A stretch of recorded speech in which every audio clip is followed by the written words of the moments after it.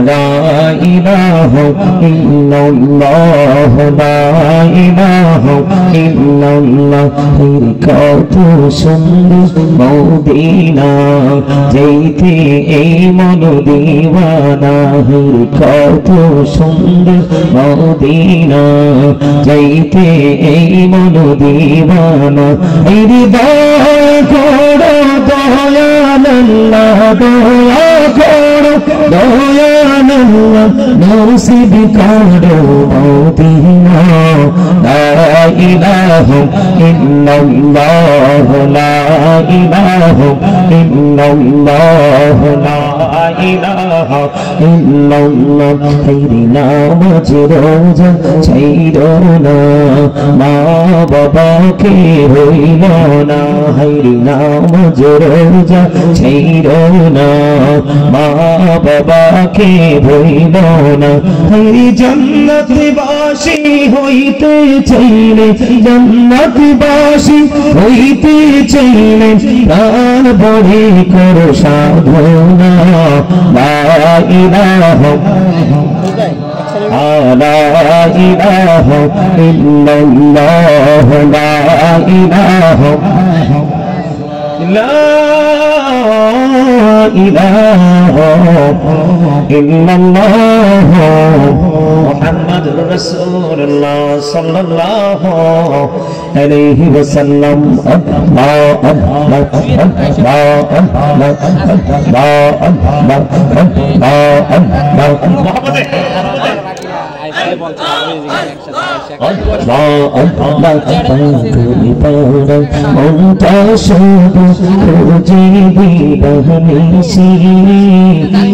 মনে করে বলবো দয়াল কে মনে করে বলবো দয়াল তোমায় ভালোবাসি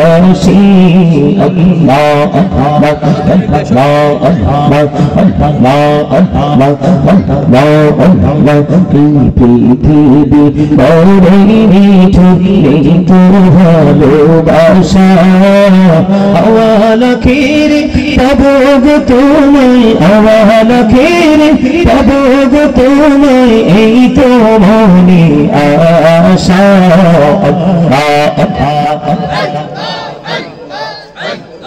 মহাপদে মহাপদে মহাপদে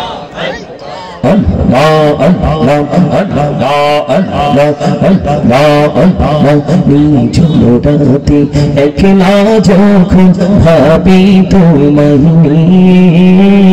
হৃদয়টাকে শীতল করি চোখের জল দিয়ে আল্লাহ আল্লাহ আল্লাহ আল্লাহ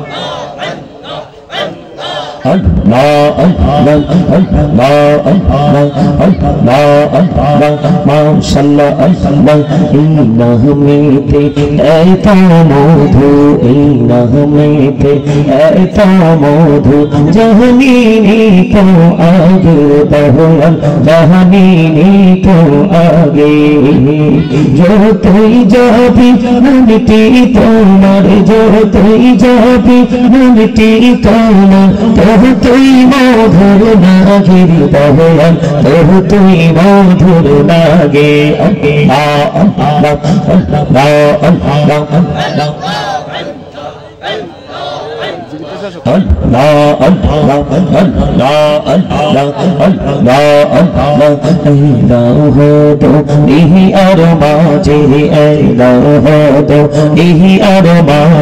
কিসের করো খেলা পিছের দিকে চাইয়া দেখো পিছের দিকে চাইয়া দেখো ডুবে যায় তোর দেহনা রে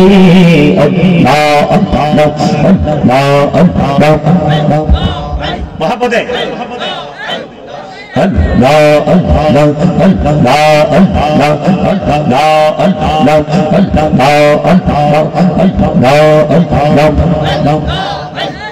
জীবন বরিহিয়া করছি রে গুনাহ জীবন বরিহিয়া করছি রে গুনাহ ক্ষমা করে দাও রে দয়াল ক্ষমা করে দাও এই রে গুনাহ গোলে ক্ষমা করিয়া গুনাহ গোলে ক্ষমা করিয়া কবুল করি নাও রে দয়াল কবুল করি নাও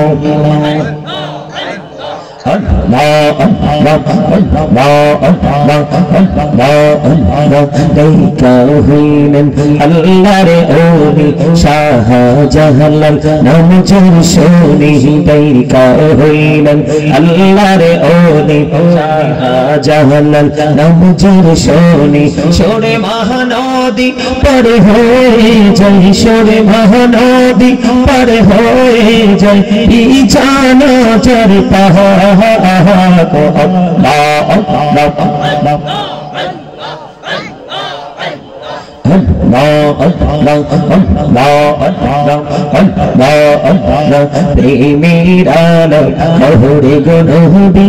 মেরা যেতে যাইয়া মেরা বহুরে গনবি মেরা যেতে যাইয়া দয়াল প্রভু দিলেন মেরাজ দয়াল প্রভু দিলেন মেরাজ মুমিনের লাগিয়া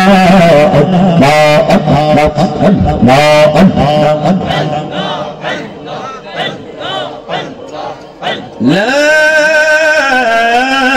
إله إلا الله محمد رسول الله صلى الله عليه وسلم উপস্থিত সম্মানিত উলামায়ে কেরাম আমন্ত্রিত অতিথিবৃন্দ দাড়িপাকা আমার মুরব্বী বাবারা বিশেষ করে আমার পাশে বসে আছেন আমার শিক্ষক সম্মানিত উপস্থিতি এখানে আপনারা যারা উপস্থিত হয়েছেন পর্দার অন্তরালে আমার মা বোনেরা যারা রয়েছে এখানে চলে আসেন পর্দার অন্তরালে আমার মা বোনেরা যারা রয়েছেন এবং আসসালামু আলাইকুম ওয়া রাহমাতুল্লাহি ওয়া বারাকাতুহু আমরা আল্লাহ রাব্বুল আলামিনের দরবারে লক্ষ কোটি শুকরিয়া জ্ঞাপন করছি যে মহান রাব্বুল আলামিন আজকে আমাদেরকে এই জান্নাতের বাগানে আসার বসার তৌফিক দিয়েছেন আল্লাহর হাবিবের শানে কয়েক মর্তবা দরুদ ও সালাম আল্লাহর জিকির করার তৌফিক আল্লাহ আমাদেরকে দিয়েছেন সেই শুকরিয়া তার সকলে পড়ুন আলহামদুলিল্লাহ আর একটু জোরে বলুন আলহামদুলিল্লাহ সম্মানিত উপস্থিতি আপনারা কি আজকের জান্নাতের বাগানে আসতে পেরে বসতে পেরে খুশি না বেজার খুশি না সবাই খুশি আমি আপনারা পাহাড়পুর বেলবাড়ি বড়পুর আমরা সবাই পাশাপাশি আমরা একই গ্রামের মানুষ একই এলাকার মানুষ আমি আপনারা যারা এই বেলবাড়ি পূর্বপাড়ার আমার ভাই বাবারা রয়েছেন তাদেরকে বিনীতভাবে অনুরোধ করছি আসলে আপনাদেরকে বিনীতভাবে অনুরোধ করছি আপনারা সকলে জান্নাতের বাগানে চলে আসুন আমি সকলকে বিনীতভাবে অনুরোধ করব আজকের জন্য আজকের এই রাতের কিছু অংশের জন্য আপনাদের কোনো কাজ আমি মনে করি রাখা প্রয়োজন নয় আপনাদের সকল আর দুনিয়া এবং আখিরাতের প্রয়োজনে আপনারা সকলেই জান্নাতের বাগানে চলে আসুন আমি সকলকে বিনীতভাবে অনুরোধ করব সম্মানিত উপস্থিতি আমি ছোট্ট একটা আয়াত তেলাওয়াত করেছি পবিত্র কালামে হাকিম থেকে আল্লাহ রাব্বুল আলামিন ঈমানদারকে ডেকে বলেছেন ইয়া আইয়ুহাল্লাযীনা আমানু আনফুসাকুম ওয়া আহলিকুম নারা আল্লাহ রাব্বুল আলামিন ঈমানদারকে ডেকে বলেছেন ও believers save yourself and your families from the fire আল্লাহ রাব্বুল আলামিন ঈমানদারকে ডেকে বলেছেন তুমি জাহান্নাম থেকে বাঁচো এবং তোমার পরিবারকে জাহান্নাম থেকে বাঁচাও জোরে জোরে বলুন না সুবহানাল্লাহ আরো জোরে বলুন আরেকটু মহব্বতে আপনারা আমরা যারা এখানে জান্নাতের বাগানে এসেছি আমরা সকলের জন্য জান্নাতি খাবার হলো আজকের সুবহানাল্লাহ রাসূল বলেছেন তোমরা যখন জান্নাতের বাগানে আসো তখন তোমরা জান্নাতের বাগান থেকে জান্নাতি ফল খেয়ে নিও এই ফলের মধ্যে একটা হলো সুবহানাল্লাহ কি আপনাদেরকে মন দিয়ে শুনতে হবে কথা তা আমরা আজকে কোথায় আসছি জান্নাতের বাগানে মেহমান হয়ে এসেছি এখানে কিন্তু আমাদের জন্য খাবারের ব্যবস্থা আছে রাতের সেটা হলো ডিনার আলহামদুলিল্লাহ বলেন না আপনি ভাত খান চা খান কফি খান যেটাই খান খাওয়ার পরে কিন্তু দেহের প্রশান্তি আসে আসে কি আসে না দেহের খোরাক প্রত্যেকটা পার্সন কিন্তু ডাবল পার্সন প্রত্যেকটা পার্সন কি কথা বলতে হবে প্রত্যেকটা লোক কি ডাবল একটা হলো তার দেহ আর একটা হলো তার আত্মা রূহ সোল তো আপনাকে আমাকে, আমরা আল্লাহ রাব্বুল আলামিনের বান্দা যারা, প্রিয় বান্দা যারা, মুমিন যারা, মুত্তাকি যারা, তাদের প্রতিদিন দুই ধরনের খাবার জোগাড় করতে হয়। কয় ধরনের? একটা হলো দেহের খাবার। পৃথিবীর যেই কোনো প্লেস, এনি প্লেস থেকে আপনি কি করতে পারবেন? কাউন্টিং করতে পারবেন, আপনি সংগ্রহ করতে পারবেন। কিন্তু রুহের খাবারটা যেই কোনো জায়গা গেলে মিলে না। রুহের খাবারটা স্পেসিফিক ভাবে আল্লাহ রাব্বুল আলামিন আপনার জন্য কি করে দিয়েছে? বরাদ্দ করে দিয়েছে। যেমন মসজিদে যান, জুম্মার দিনে যান, মিলাদে যান, মাহফিলে যান, আবার আপনি যখন পার্সোনালি আপনি যখন কাজ করবেন, ইবাদত করবেন, সেটাও কিন্তু আপনার রুহের খাবার। কারণ বুখারী শরীফের মধ্যে এসেছে, আল্লাহ রাসূল বলেছেন যে আল্লাহকে যারা একা একা স্মরণ করে, আল্লাহ তাকে একা একাই স্মরণ করে। সুবহানাল্লাহ বলেন না কেন? আপনারা কি আমার কথা বুঝেন না? মানে আপনি কি, আমরা কি একা একা আল্লাহকে ডাকি না? আল্লাহকে যখন আপনি একা একা ডাকেন, আল্লাহ রাব্বুল আলামিন আপনাকে একা একা ডাকবে। আপনি যখন আল্লাহকে ডাকতে ডাকতে 1 বিঘা পরিমাণে এগিয়ে যাবেন, আল্লাহ আপনার দিকে 1 গজ পরিমাণে এগিয়ে আসবে। আপনি যখন 1 হাত পরিমাণ যাবেন, আপনার দিকে 2 হাত পরিমাণ এগিয়ে আসবে। আপনি যখন হেঁটে হেঁটে আসবেন, আপনার দিকে আল্লাহ দৌড়ে আসবে। আপনি যখন পৃথিবীর নরমাল কোন জলসায় বসে আল্লাহকে ডাকবেন, তার চাইতে উত্তম জলসা আল্লাহ আপনাকে স্মরণ করবে। জোরে বলেন না সুবহানাল্লাহ। আর জোরে বলেন সুবহানাল্লাহ। আল্লাহ রাব্বুল আলামিন বলেছেন ফাযকুরুনি আযকুরুকুম। আল্লাহ বলেছেন remember me then I will remember you. তোমরা আমাকে স্মরণ করো, আমি তোমাদেরকে স্মরণ করব। জোরে জোরে কন্না সুবহানাল্লাহ। এখন স্মরণ করতে হলে আপনাকে একটা জায়গায় আসতে হবে। কোন জায়গায়? স্মরণ বলতে আপনি সবকিছু আল্লাহর সন্তুষ্টির জন্য যা করবেন তাই স্মরণ। একজন অন্যায় করতেছে, আপনি তাকে বারণ করতেছেন, এটাও স্মরণ, এটাও জিকির। কথা কি বুঝতে পারছেন? আজকে আপনি এখানে আসছেন, এটাও কিন্তু জিকির। নামাজে গেছেন, ওটাও কিন্তু জিকির। আপনি হজে গেছেন, হজ করার জন্য গেছেন, ওটাও জিকির। আপনি সুবহানাল্লাহ বলতেছেন, জিকির। আলহামদুলিল্লাহ বলতেছেন, জিকির। আল্লাহু আকবার বলতেছেন, জিকির। লা ইলাহা ইল্লাল্লাহ বলতেছেন, জিকির। কাউকে ভালো কাজের জন্য ডাকছেন, এটাও জিকির। কাউকে মন্দ কাজ থেকে থামিয়ে দেওয়ার চেষ্টা করতেছেন, এটাও জিকির। এই জান্নাতের বাগানগুলোকে এই ধরনের ইনস্ট্রাকশন দেওয়া হয়। ঠিক কেন বলেন? ঠিক কেন বলেন? কথা বলতে হবে। জান্নাতের বাগানে সবাই আসবে না। এই পৃথিবীর জান্নাতের বাগানে যেমন উপস্থিতি হয় কম, ঠিক ওই চিরস্থায়ী জান্নাতের বাগানে উপস্থিতি হবে কম। 73 দল মুসলমানের মধ্যে মাত্র 1 দল জান্নাতে যাবে। আবার বুঝেন কেমন কম্পিটিশন করে যে দলটা জান্নাতে যাবে, ঠিক কেমন কম্পিটিশন করবে। প্রত্যেকটা সেক্টর সে যুদ্ধ করবে। আমার কথা কি বুঝতে পারছেন? প্রত্যেকটা সেক্টরে কি হবে? যুদ্ধ হবে। মুমিন যুদ্ধ করবে, কারণ শয়তান চাইবে না ভালো কাজ হোক, আল্লাহ চায় ভালো কাজ হোক। আপনি দেখবেন মন্দ কোনো কাজে যখন এগিয়ে যাবেন, দেখবেন কোনো প্রতিবন্ধকতা সৃষ্টি হবে না, কোনো প্রতিকূলতা সৃষ্টি হবে না। মানসিক যে চিন্তা ভাবনা, এটাও কিন্তু কখনোই নষ্ট হবে না। কিন্তু আপনি ভালো কাজ করতে যান, নামাজ পড়তে যান, দেখবেন কত কিছু মনে পড়বে। এটা কার কাজ? শয়তানের কাজ। কার কাজ? আর জোরে বলেন, এটা কার কাজ? Satan is the eternal enemy of the believers. Inna kayda ash-shaytani kana da'ifa. শয়তানের ধোঁকা মুমিনের জন্য দুর্বল। হাজার চেষ্টা করলে শয়তান মুমিনকে আটকাতে পারবে না, দুর্বল করতে পারবে না। কথা কি বুঝতে পারছেন? তা আমি আপনাদের বিনীতভাবে সবাইকে অনুরোধ করব, সবাইকে বিনীতভাবে অনুরোধ করব, আপনারা সকলে কি করবেন?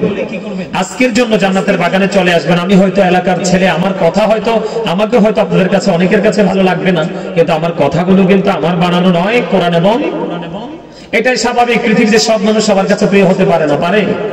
আর এই যুগে আপনি যত ভালো কাজ করবেন, আপনার এগেইনস্ট পার্টি ততই সৃষ্টি হবে। কথা বুঝতে পারছেন? আপনি ভালো কাজ করেন, দেখবেন আপনার শত্রুর অভাব হবে না। এই যুগে একটা বিয়ের কাজ করে যাবেন, প্র্যাকটিক্যালি বলছি, কারণ সারা বাংলাদেশটা, দেশের বাহিরেও বিচরণ করতে হয় আমাকে। আপনি মন্দ কাজ করেন, দেখবেন একজন লোক খারাপ আছে, তার এগেইনস্টে কেউ কিছু বলবে না, কিন্তু ভালো মানুষের বিরুদ্ধে অনেক মানুষ কথা বলবে। উল্টো হয়ে যাবে ধীরে ধীরে, কারণ কিয়ামত খুব কাছে। দেখবেন দিন শুরু হয় কখন, শেষ হয় কখন, এটা অনুভব করা যায় না। সবকিছু ছোট হয়ে আসবে। তা আমাদের হায়াত, আগের যুগের মানুষের তুলনায় আমাদের হায়াত ছোট, সবকিছুই ছোট, কিন্তু আমরা তারপরেও বুঝি না। তার কারণ পৃথিবীর লোভ লালসা আমাদেরকে কি করে দিয়েছে? পাগল করে দিয়েছে। আমরা যে ধোঁকার মধ্যে আছি, সেটা আল্লাহ রাব্বুল আলামিন ইনশিওর করেছেন। সূরা আলে ইমরান 185 নম্বর আয়াতের শেষ অংশে আল্লাহ বলে দিয়েছেন, ওয়াল হায়াতুদ দুনিয়া ইল্লা মাতাউল। এই ধোঁকার মধ্যে থেকে আমরা কি না করছি, কিসের জন্য? সন্তানের ভবিষ্যতের জন্য, বাড়ি বানানোর জন্য, গাড়ি বানানোর জন্য। কিন্তু আমরা টাকাগুলো কিভাবে কি করতে, আর্নিং করতে হবে, সেটা আমাদের জানা নেই। এই ধোঁকার মধ্যে থেকে আমরা যা করছি, আরো বড় ধোঁকার মধ্যে পড়ছি। কারণ এগুলো জমাচ্ছি কার জন্য? সন্তানের জন্য। কার জন্য? এদিকে এসে বসে। এদিকে এদিকে সবাইকে এদিকে আসতে হবে, এদিকে এদিকে। এই যে মাহফিল ছেড়ে মাহফিলের বাগানটা তো সাজাইতে হবে, তো আসো না, জান্নাতের বাগানটা সাজাইতে হবে, সবাই বসতে হবে, না বসলে তো সুন্দর হবে না। আসো, না না না, এনে থাকলে হইতো না তো, মাহফিল তো মাহফিল, আসো এখানে আসো। ওইখানে বসলে তো তুমি আউটসাইডে রইলা, এদিকে চলে আসো, জান্নাতের বাগানে চলে আসো। এই তো কত বড় বেটা পিছনে বই রয়েছে, হইছে নি? এই যে বসলে না সুন্দর লাগবে, কি কর? এই আমার দিকে তাকান, আমরা কতটা বিপজ্জনক।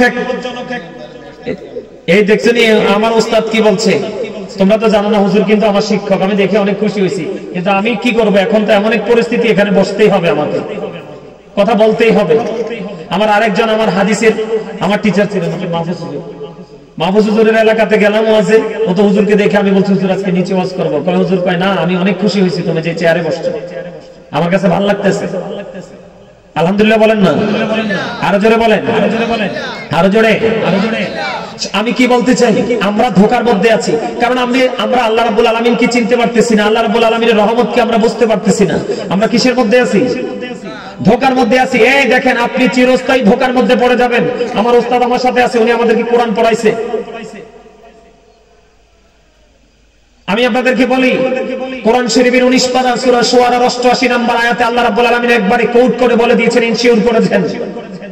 আল্লাহ বলেছেন, ইয়াউমা লা ইয়ানফাউ মালু ওয়ালা বানুন।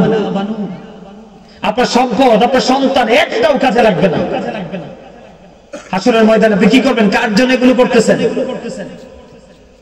এই জন্য আপনাকে দুনিয়ার কাজের ফাঁকে ফাঁকে, হাদিস শরীফের মধ্যে এসেছে, রাসূল বলেছে দুনিয়া এবং দুনিয়ার মধ্যে যা কিছু আছে সব অভিশপ্ত, একমাত্র দ্বীনের শিক্ষা অর্জন করা এবং দ্বীনের শিক্ষা অর্জন করার ক্ষেত্রে যাহা তোমাকে কি করে উৎসাহিত করে, রাস্তা সহজ করে দেয়, এইটা এবং জিকির করতে যা তোমাকে সাহায্য করে, এগুলো ছাড়া সবকিছুই অভিশপ্ত, শুধু এগুলো ছাড়া। তার মানে দ্বীনের শিক্ষা অর্জন করতেছেন, অর্জন করার জন্য সহযোগিতা করতেছেন, এটা ধোঁকা নয়। জিকির করতেছেন, জিকিরের জন্য আপনাকে সহযোগিতা করতেছে, ডাকতেছে, আসার জন্য আমন্ত্রণ জানাচ্ছে, এগুলো ধোঁকা নয়। আর না হয় আপনি সবগুলো দেখেন, এই ওপারে গেলে কোনো কিছু আপনার কাছে। এই যে আজকে এই মাহফিল করা হয়েছে, আপনারা সাধারণ মানুষ যারা, আপনাদের জন্য কত লাভ। আমি হয়তো আপনাদের এলাকার মানুষ, আপনাদের কাছে আমার ওই রকম গ্রহণযোগ্যতা নাই, আর আমি চাইও না। আমি এলাকার সন্তান হিসাবে থাকতে চাই। আমার কথা বুঝতে পারছেন? আমি এলাকার সন্তান, কারো ভাই, কারো ভাতিজা, কারো নাতি, এরকমই তো বিষয়টা। এখানে আরো বড় বড় উলামায়ে কেরামরা আসবেন, ওনারা আলোচনা রাখবেন। আপনাদের উচিত আপনাদের জান্নাতের বাগানে আসা। কেন জানেন? বন্ধুরে আমার, হাদিস শরীফের মধ্যে এসেছে, আপনারা আমার প্রাণের নবী, রাহমাতাল লিল আলামিন নবী, ইমামুল মুরসালিন নবী, রাহমাতাল লিল আলামিন নবী, সিরাজুল মুনীর নবী, আপনার আমার প্রাণের নবী, তিনি বলে দিয়েছেন, তুমি রাতের কিছু অংশ অথবা দিনের কিছু অংশ অথবা বন্ধু তুমি 1 ঘন্টা সময় নিজে যদি তুমি দিনের শিক্ষা অর্জন করার মধ্যে যদি তুমি রাতের বেলা তুমি পড়তে বসো, কি করো? রাতের বেলা তুমি পড়তে বসো, 1 ঘন্টা পড়বো না, কিছু সময় পড়ো।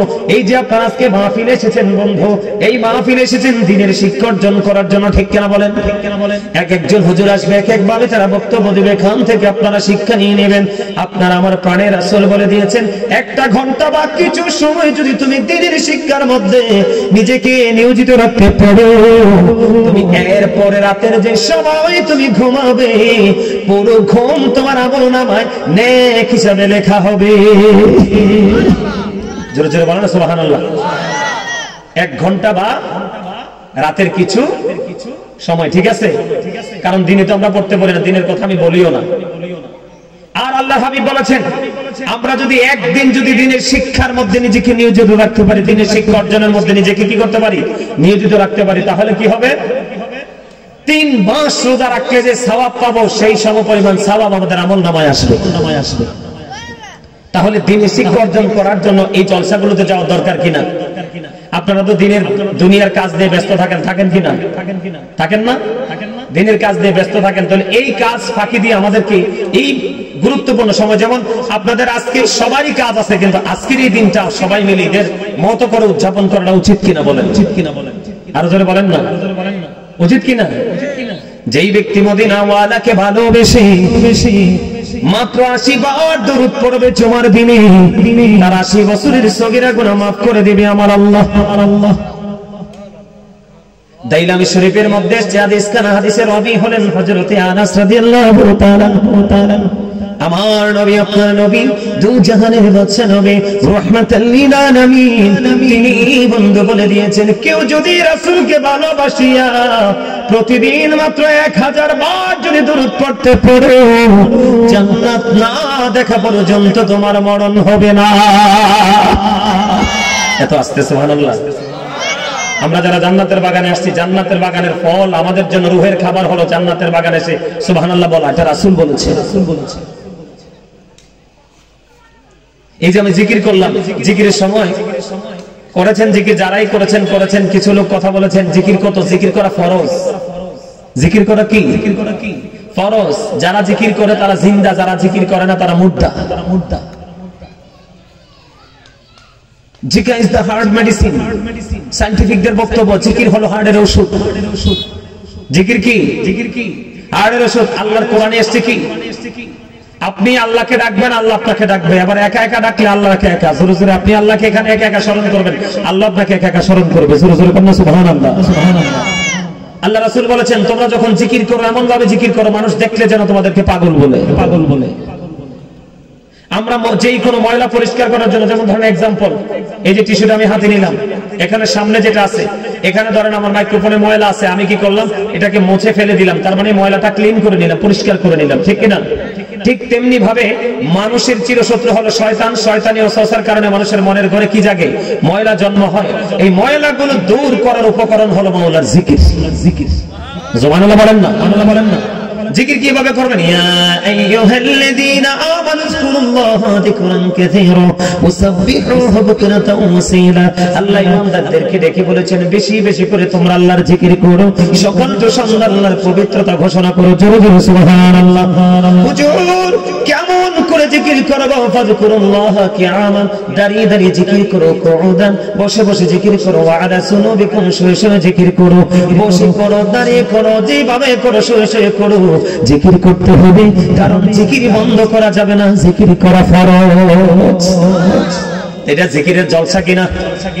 এখানে উলামায়ে কেরাম আসবে কিনা? বড় বড় যখন আমার উস্তাদ আমার পাশে এসে বসেছেন, ওনার পদধূলি লেগেছে। হক্কানি কোন আলেমের সাথে যদি বন্ধু তোমরা প্রেম করতে পারো, তাহলে তোমাদের জীবন কি হয়ে যাবে? ধন্য হয়ে যাবে। লাইফ স্টাইল তোমার চেঞ্জ হয়ে যাবে। এখানে দুই ধরনের নিয়ামত। কোন এলাকায় যদি কোন হক্কানি আলেমের কদম লাগে, ওই আলেমের কদমের ছোঁয়ায় আল্লাহ রাব্বুল আলামিন ওই এলাকাবাসীর, গ্রামবাসীর কবর আযাব কমপক্ষে 40 দিন পর্যন্ত বন্ধ রাখে। তাইলে উনি আমার উস্তাদ, উনি সিনিয়র মানুষ, আপনারা সবাই জানেন। আমাদের ফকির বাজার আলিয়া মাদ্রাসার সিনিয়র শিক্ষক, ঠিক কিনা বলেন? ওনার মর্যাদা আছে না নাই? ওনার দাম। আজকে আমি অনেক খুশি হয়েছি, আমার 2 জন টিচার পেয়েছি এখানে এসে। হুজুরের সাথে বাসায় দেখা হয়েছে, হুজুর যে আসছে আমি জানি না, অনেক বেশি খুশি হয়েছি বন্ধু, অনেক বেশি খুশি হয়েছে। তার কারণ হলো পৃথিবীর বুকে যতগুলো মানুষ আছে, পৃথিবীর বুকে যত মানুষ আছে, সকল মানুষের মধ্যে বন্ধু আল্লাহকে যারা সত্যিকারের ভয় করে তারা হলো হক্কানি আলেমরা। জোরে জোরে সুবহানাল্লাহ। আপনারা আমি আসছি, আমার কাছে আসেন নাই, হয়তো গ্রামের ছেলে বলে আমি রাগ করব না, দুঃখ পাবো না। আমাকে দাওয়াত দিয়েছেন, আমি এতেই মহা খুশি। মানুষ গ্রামের দাওয়াত অনেকে পায়ও না। কথা বলেন না কেন? আমাকে আমাদের পাশের গ্রাম বেলবাড়ি পূর্ব পাড়ার মানুষ আমাকে দাওয়াত দিয়েছে, আমি মহা খুশি। এটা আমি পাওয়ার যোগ্য নয়, কিন্তু আমি আপনাদেরকে বলি, আপনাদের কাছে আজকে কত বড় বড় আলেমদেরকে আপনারা ইনভাইট করেছেন বন্ধু। আপনারা চলে আসেন। আপনারা যদি না আসেন, আলেমরা সেই কষ্ট পেয়ে যাবে। এই কষ্ট আপনাদের জন্য উল্টা রিঅ্যাকশন হবে, ঠিক কিনা বলেন? কারণ আলেমদের মর্যাদা কেন এত বেশি? আমার আল্লাহ বলেছেন ইন্নামা ইয়াখশাল্লাহা মিন ইবাদিহিল উলামা। এই পৃথিবীর বুকে যতগুলো মানুষ আছে, আপনারা সবাই আমার দিকে খেয়াল করেন।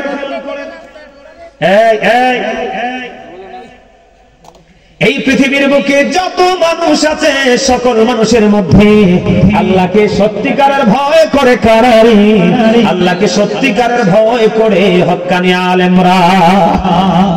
জোরে জোরে বলনা সুবহানাল্লাহ। কারা? কথা বলে না? বলছে কে? আরো জোরে বলেন না, বলছে কে? ও বন্ধু বেলবাড়ি পূর্ব পাড়ার ভাই আমার বাবা গো, আমি আমার মা বোনদেরকে হৃদয়ে জানালা খুলে শুনতে বলবো, পায়ে ধরে বলছি সবাই জান্নাতের বাগানে চলে আসেন। আমি কিছুক্ষণের মধ্যে মাইক ছেড়ে দিব। আমি ছেড়ে দেওয়ার পরে আপনাদের স্পেশাল গেস্ট যারা আজকে চিফ গেস্ট আসবে, আপনারা সবার আলোচনা শুনতে হবে, না হয় ওই গ্রামবাসীর কলঙ্ক হবে। কথা বলেন না কেন? আরো জোরে বলেন। এই জন্য আমি বলবো আপনাদের কষ্ট হলেও সবাই জান্নাতের বাগানে চলে আসেন। আমার আল্লাহ রাব্বুল আলামিন এদিকে তাকান, আমার আল্লাহ ওয়াজ করতেছে। বন্ধু আমার দিকে তাকান, আমার আল্লাহ ওয়াজ করতেছে, join with my dear people, come to my paradise. আমার আল্লাহ বলতেছেন ফাদখুলি ফি ইবাদি ওয়াদখুলি জান্নাতি। আমার আল্লাহ বলেছেন join with my dear people, come to my paradise. আমার আল্লাহ বলেছেন আমার প্রিয় লোকেদের সাথে যুক্ত হও, ওয়াদখুলি জান্নাতি, কাম টু মাই প্যারাডাইস, আমার জান্নাতে চলে আসো। তাহলে সাধারণ মানুষ যারা, অতি সাধারণ মানুষ যারা, তাদের জান্নাতে যাওয়ার দলিল হয়ে গেল হক্কানি আলেমদের সাথে প্রেম, হক্কানি আলেমদের সাথে মহব্বত। ও বন্ধু, আপনি যদি হৃদয় উজাড় করে কোন হক্কানি আলেম বা হক্কানি কোন আল্লাহর ওলিকে ভালোবাসতে পারেন, এই দুনিয়াটা আপনার যেমনই যাবে কিন্তু ওপারটা আপনার হয়ে যাবে অত্যন্ত মধুময়। কারণ বন্ধু হক্কানি আল্লাহর ওলিদের কোনো ভয় নেই, তাদের কোনো দুঃখ নেই, তাদের কোনো টেনশন নেই, তারা পরকালেও চ্যাম্পিয়ন। কথা বলে না কেন? এটা আমার কথা নয়, আল্লাহর কথা। এই জন্য আমি আপনাদেরকে বলছি বন্ধু, কিছু কিছু সময় স্পেশাল ভাবে আল্লাহর জন্য বরাদ্দ রেখে দেন। তাহলে আপনি আল্লাহর জন্য যখন সময় দিবেন, আপনার দুনিয়ার সময়গুলো পর্যন্ত নিয়ামতে রূপান্তরিত হয়ে যাবে। কথা বলে না কেন? হবে কি হবে না? আমি আইসা দেখলাম আপনাদের মসজিদের অবস্থা ভালো না, কিনা? আপনাদের মসজিদের অবস্থা ভালো না। আমার মসজিদ হয়তো আমার শক্ত হাত থাকার কারণে অনেক প্রতিকূলতা মোকাবেলা করে মসজিদটা হয়তো আল্লাহ করিয়েছে, আমি একটু গোলামি করেছি, আল্লাহর ঘর হয়ে গেছে। আপনাদের মসজিদের অবস্থা ভালো না, পিলার গুলো দাঁড় করিয়ে রেখেছেন। ও বন্ধু, আমি আপনাদেরকে এই জন্য বলবো সবাইকে জান্নাতের বাগানে চলে আসতে হবে। 10 লাঠি 1 বোঝা। আপনি বিন্দু বিন্দু জলকণায় সাগর হয়ে যায়, বিন্দু বিন্দু বালুকণায় পাহাড় পর্বত হয়ে যায়, ঠিক কিনা বলে? আপনি একটু একটু করে সবাই চিমটি মেরে মেরে মেরে মেরে একটা জায়গায় কিছু রাখেন, দেখবেন বন্ধু অনেক বড় একটা স্তূপ হয়ে যাবে। আপনারা যারা আছেন সবাই মানসিকতাকে স্থির করে জান্নাতের বাগানে চলে আসেন। আমার মনে হয় জান্নাতের বাগান আপনার জন্য পূর্ব নিয়ামত বয়ে নিয়ে আসবে। বলেন ঠিক না বাধে? আপনারা কি আমার কথা কি রাগ হন না খুশি হন? কথাগুলো বাস্তব কিনা? আমি আপনাদেরকে বলি বন্ধু, আপনি নামাজ পড়লে শুধু ইমানদার হতে পারবেন না। এদিকে দেখেন, আপনি যদি পরিপূর্ণ মুমিন যদি হতে চান, পরিপূর্ণ মুত্তাকি যদি হতে চান, তাহলে আপনাকে একটা কাজ বন্ধু মনটা দিয়ে করতে হবে। সূরা বাকারার 1 নম্বর আয়াতে আমার আল্লাহ বলেছেন, আল্লাযীনা ইউমিনুনা বিল গায়বি ওয়া ইউকিমুনাস সালাতা ওয়া মিম্মা রাযাকনাহুম ইউনফিকুন। আমার আল্লাহ বলে দিয়েছেন বন্ধু, সাবধানে ওরাই কারা? সাবধানে যারা অদৃশ্য বিশ্বাস করে, সালাত কায়েম করে, ওয়া মিম্মা রাযাকনাহুম ইউনফিকুন। আল্লাহ যে দৌলত দিয়েছে, সম্পদ দিয়েছে, মাল দিয়েছে, তা থেকে যারা আল্লাহর সন্তুষ্টির জন্য খরচ করে। না বলেন? আমার ভুল হলে আমার উস্তাদ পাশে আছে, আমাকে ধরিয়ে দেবে, কারণ টিচারই তিনি কোরআনের টিচার, ঠিক কিনা রে? আলামি ঠিক না? ঠিক। আমার আল্লাহ বলতেছে, আপনি যদি পরিপূর্ণ মুমিন হতে চান, আপনি যদি পরিপূর্ণ মুত্তাকি হতে চান, আল্লাহর কাছে যদি আপনি কোটি কোটি অসংখ্য বান্দাদের মধ্যে যদি আপনি গ্রহণযোগ্য বান্দা হিসাবে নিজেকে আল্লাহর রহমতের খাতায় যদি আপনি নাম লেখাতে চান, তাহলে আপনাকে 3টা কন্ডিশন একদম ক্লিয়ারলি ভাবে মানতে হবে। কয়টা? কথা বলেন না কেন? কন্ডিশন কয়টা? একটা হলো আপনি গায়েবকে বিশ্বাস করতে হবে। যে যে জায়গায় বিশ্বাস রাখা প্রয়োজন, সেই জায়গায় যে প্লেস, সেই নিয়ামতকে আপনি বিশ্বাস করতে হবে। কিন্তু আপনি চোখে প্র্যাকটিক্যালি দেখতে পাবেন না, বিশ্বাস রাখতে হবে। এটা রাখার পরে যথা নিয়ম আপনাকে সালাত কায়েম করতে হবে। এরপরে বন্ধু আপনার কাজ হলো, আপনি এটা করার পরে আপনার কাজ হলো বন্ধু, আপনাকে আল্লাহ যে দৌলত দিয়েছে, মাল দিয়েছে, তা থেকে আপনার দান করতে হবে। আপনি দানের ক্ষেত্রে যদি লোকাল প্লেস আপনি যদি বাড়িতে দান করতে চান, আমার কথা শুনেন, এই যে রমজান মাস আসলো, ঠিক কিনা বলেন? আজকে আমি বেশি পারিনি, আজকে অনেকগুলো মানুষকে মোটামুটি ইফতারি 15 দিন কমপক্ষে ইফতার করতে পারবে যে ইফতার সামগ্রী দিয়েছি। আমি কিন্তু আগে আমার বাড়িতে এসেছি বিকালবেলা যতটুকু সম্ভব, কারণ লিস্ট পাই নাই, বেশি দিতে পারি নাই, যতটুকু লিস্ট আমাকে বাবুল কাকা পাঠিয়েছে ততটুকুই আমি পৌঁছে দিয়েছি। বলে হুজুর কেন দিয়েছেন? আমি কিন্তু শহরে প্রতি বছরে দিতে থাকি, আজকে দেওয়ার কারণ হলো মা আয়েশা সিদ্দিকা রাদিয়াল্লাহু তাআলা আনহা প্রশ্ন করলেন, ইয়া রাসূলুল্লাহ আমার দুইজন প্রতিবেশী আছে, আমি দুইজনকে দিব। ইয়া রাসূলুল্লাহ ইয়া হাবিবাল্লাহ নবী গো আমি কাকে আগে দিব? আমার রাসূল বললেন যার ঘরটা তোমার ঘরের খুব কাছে তাকে আগে তুমি দাও, তাহলে নিজের কাছের মানুষ আগে পাও না পরে দূরের মানুষ। আপনারা কি হাসতে পারেন না? আল্লাহ রাসূল আমাদেরকে সুস্থ থাকার জন্য যে অপশনগুলো দিয়েছে এর মধ্যে একটা অপশন হলো হাসি। আপনি সুস্থ থাকার জন্য যে অপশনগুলো রাসূল দিয়েছে এর মধ্যে একটা অপশন কি? হাসি। হাসি খুশি জীবন মানুষকে ফ্রি রাখে, সাফার করা থেকে মানুষকে দূরে রাখে, মানুষের মুড থাকে নরমাল। তবে অনেক বেশি হাসা যাবে না, অনেক বেশি হাসলে দিল মরে যাবে। এজন্য হাসির সময় মাঝে মাঝে হাসতে হবে, গোমরা থাকা যাবে না, গোমরা থাকলে কিন্তু হার্টে প্রেসার আসবে।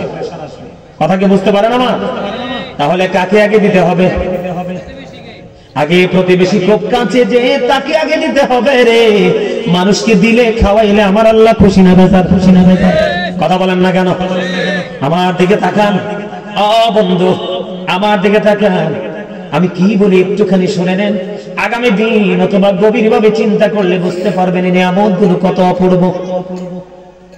আমার রাসূলের কাছে একদিন মেহমান আসলো, আসার পরে তার খাবার লাগবে। নবীজির ঘরে খবর পাঠালেন, নবীজি খবর জানিয়ে দিলেন এই ঘরে কোনো খাবার নাই। ইয়া রাসূলুল্লাহ ঘরে পানি ছাড়া আর কিছু নাই গো রাসূল, পানি ছাড়া আর কিছু নাই। বন্ধু আরেকটা ঘরে খবর পাঠালেন, ওখান থেকেও খবর আসলো, ইয়া রাসূলুল্লাহ ইয়া হাবিবাল্লাহ নবী গো, ও প্রাণের নবী ঘরে পানি ছাড়া কোনো কিছু নাই গো রাসূল। পরে আমার রাসূল সাহাবায়ে কেরামদেরকে উপস্থিত প্রশ্ন করলেন, এই যে মেহমান আসলো আজকে রাতের জন্য, এই মেহমানের দায়িত্বটা তোমরা কে নিবে? একজন আনসারী সাহাবী দাঁড়িয়ে গেলেন, ইয়া রাসূলুল্লাহ ইয়া হাবিবাল্লাহ নবী গো আমি দাঁড়িয়ে দায়িত্বটা নিয়ে নিলাম গো ইয়া রাসূলুল্লাহ। এবার এই মেহমানের দায়িত্ব নিয়ে আনসারী সাহাবী বাড়ির দিকে রওনা হলো। বাড়িতে চলে গেলেন, যাওয়ার পরে বিবিকে প্রশ্ন করলেন, বিবি রে ঘরে কোনো খাবার আসেনি? এবার বিবি উত্তর দিলেন, ইয়া রাসূল। বিবি আবার উত্তর দিলেন, স্বামী স্বামী গো আমার ঘরে ছোট্ট একটা বাচ্চা আছে গো, এই বাচ্চার খাবার ছাড়া আর কোনো খাবার আমার কাছে নাই। এবার স্বামী বললেন, ওগো বিবি এবার তুমি কাজ করো, সন্ধ্যা যখন হবে তুমি প্রদীপ নিভিয়ে দিয়ে বাচ্চাটাকে কৌশল করে ঘুম পাড়িয়ে দিও, এই খাবারটা আজকের জন্য রেখে দিও, কারণ আমি আমার রাসূলের কাছ থেকে মেহমান নিয়ে আসছি, তাকে আজকে আপ্যায়ন করতে হবে, খাওয়াতে হবে।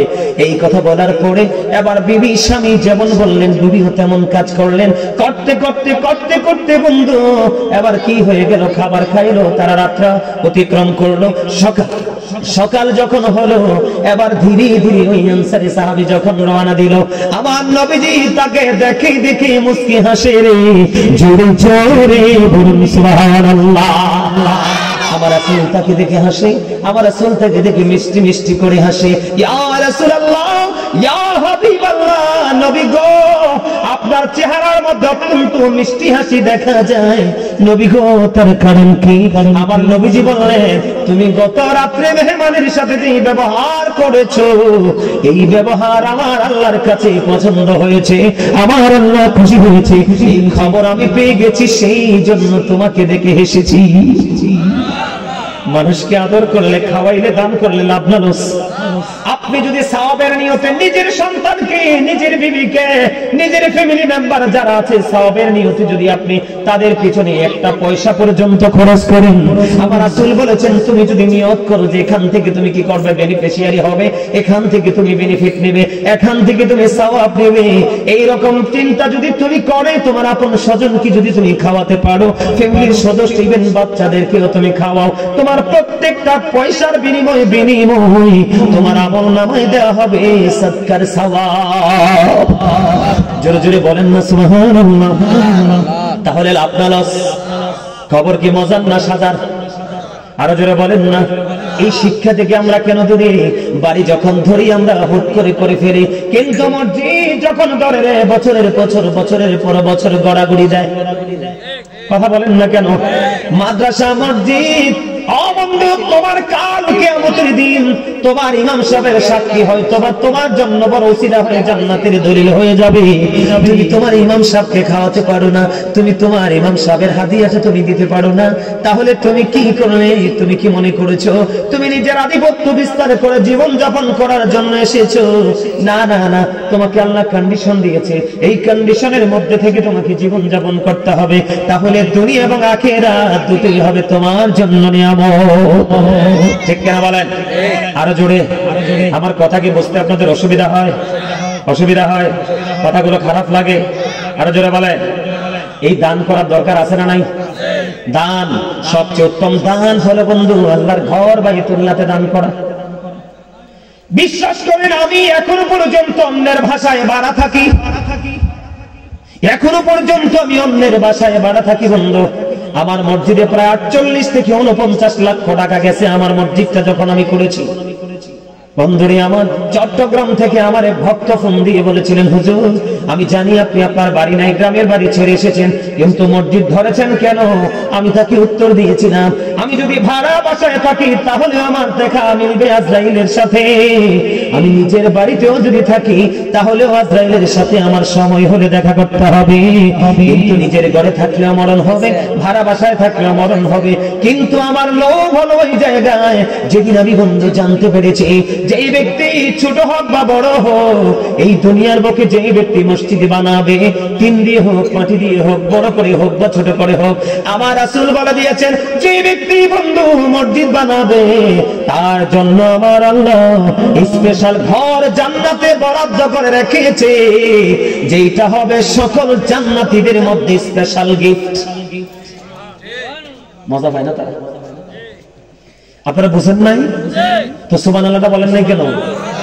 খাবারে লবণ না দিলে খেতে পারবেন কেন? মজা হবে না? Thank you very much, absolutely right answer. খাবারে লবণ না দিলে কি খেতে পারবেন? এই বাচ্চাটাকে বসান, এই বাচ্চাটাকে বসান, এটা কিন্তু দুষ্টামির জায়গা না, এটা জান্নাতের বাগান। বাচ্চাটাকে কিছু একটা দিয়ে শান্ত করে আমাদেরকে তাকান, আমি কি বলি এদিক তাকান, আমি কি বলছি আপনারা বুঝতে পারছেন? হ্যাঁ,